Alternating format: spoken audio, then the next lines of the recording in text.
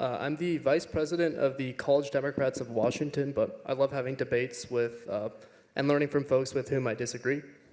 My question is about the corporate tax rate, and specifically the top marginal corporate tax rate.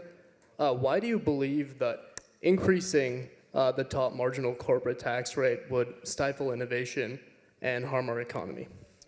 Well, I mean, by definition, first of all, the government is already way too big and we shouldn't raise taxes as it is.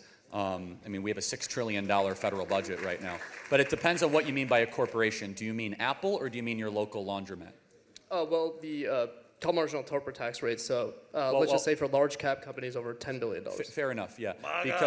Because the way that the tax code is written is that you could form an S corp or a C corp or an LLC and they get treated very similarly. But I mean, what is your question? Why do I think it will stifle innovation? Well, the more the government takes, then the less money the companies will have to actually invest in products for research and development. And I'm not a defender of corporations. In fact, I think corporations are doing a lot of damage to this country right now. So.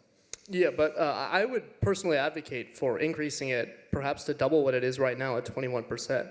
Of course, you're a Democrat. You want more money that isn't yours. No, because when you say that, like, increasing this tax rate will stifle innovation, the entrepreneurs themselves disagree with you.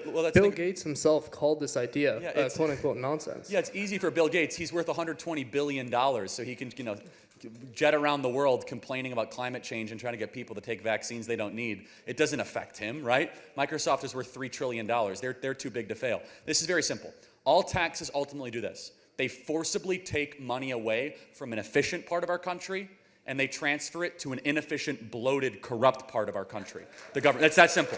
So it's not that we should have zero taxes, it's that you're calling for doubling, which is to take more money from an efficient part of the economy towards a bloated federal government that is already spending $6 trillion a year, the biggest the government has ever been. I mean, I would push back on the idea that it is an efficient part of the economy. Look at, for example, Microsoft and Apple. Both of these companies have over $150 billion in cash on hand, not cash that is being used for R&D, cash that is just sitting in bank accounts. And I would like to point out that these two companies, the two most valuable companies in the world, were founded while the corporate tax rates were significantly higher than they are right now. So of course now, like, they're massive behemoths, it doesn't affect them. But when these companies were getting started, like, the corporate tax rates were incredibly high. Because it didn't impact them, because they were getting started. It didn't impact them, they were getting started, like you said. No, but even when they, after they got started. And hold on, let's play this out, because they weren't turning a profit for the first 30 years. Like, learn something about Microsoft's history. No. Hold on a second. They didn't pay any taxes for 20 years. No corporation worth any salt or an accountant that knows what they're doing is not going to pay any taxes for 20 years. Why? You're going to intentionally show losses to not pay taxes.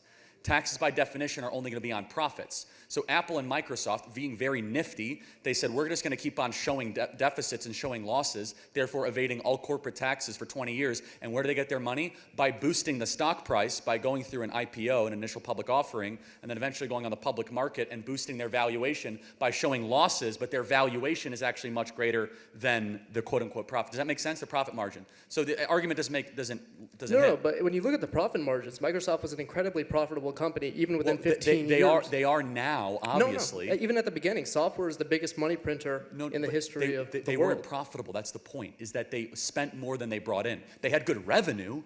You know the difference in revenue and profit, obviously. No, yeah. Okay, yeah, but these companies intentionally did not turn a profit for the first couple decades. They'd be silly to do that. No. They were profitable. That's my point. They had a price-to-earnings ratio.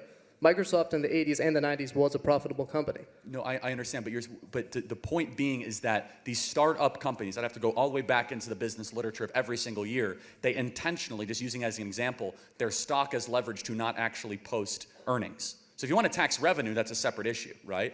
Because a lot of these companies aren't profit, even... Yeah. Not revenue, profit, yeah. Okay, that's a separate issue. But again, we have a difference of opinion here. I don't want to give the government any more of our money, and you do. And so we just disagree. Okay. Thank you, Charlie. Thank you.